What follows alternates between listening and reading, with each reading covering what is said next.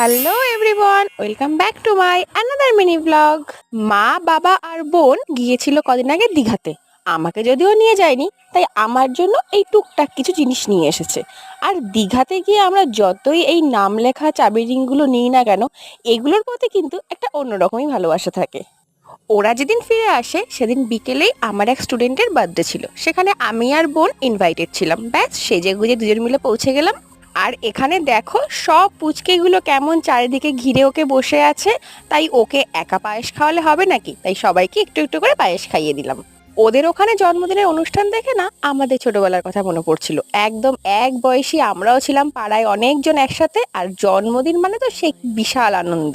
দাঁড়াও দাঁড়াও, এবার তোমাদের একটু বার্থডে গার্লের সাথে পরিচয় করিয়ে দিই। এই যে ইনি হচ্ছেন আশ্রিকা, আর এই হচ্ছে পাখি সুন্দরী। আজকে আশ্রিকারই বার্থডে ছিল।